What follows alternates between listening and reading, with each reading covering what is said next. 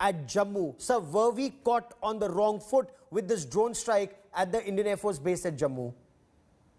Well, I would not say we were caught on the wrong foot because we were aware that the adversary is using drones. We were seeing drones dropping weapons, drones dropping warlike stores, drones dropping drugs and fake currency. All this had been happening.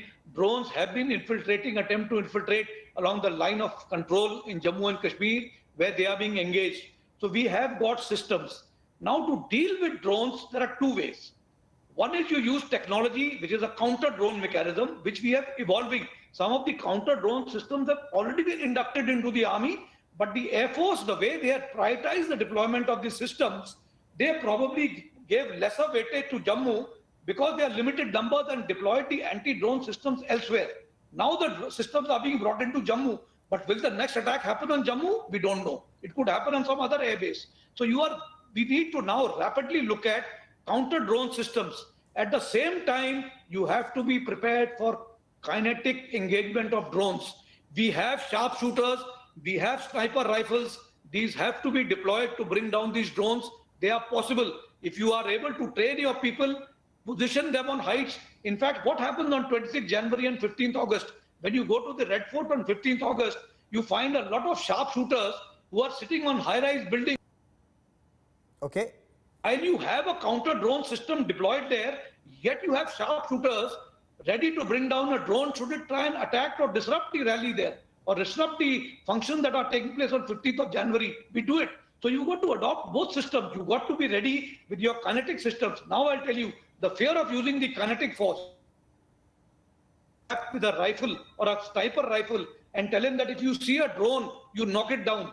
What would have happened, let us say, in Jammu at that stage, if drones are flying in the air and everybody lets loose with his rifle and starts firing in the air, and then you find that you brought down a friendly helicopter, because there could be helicopters using the airspace. So therefore, airspace management is something which also has to be controlled. So if there's a sniper, he must be specifically tasked that you will target that drone and that drone alone. Okay. And he makes sure that the round that he fires hits that drone. So this is where the training, your weapon system that you engage, and you have to also ensure that when you are engaging at a drone, the round should have the capacity to auto burst in case it misses the drone. So there are systems which are available, which are existing in the armed forces, and this is the way to go forward. But does the drone strike at Jammu, in your appreciation, actually amount to an escalation?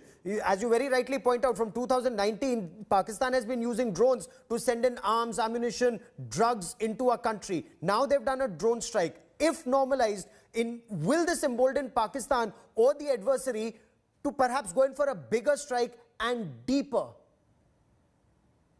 See, what was the intent of Pakistan?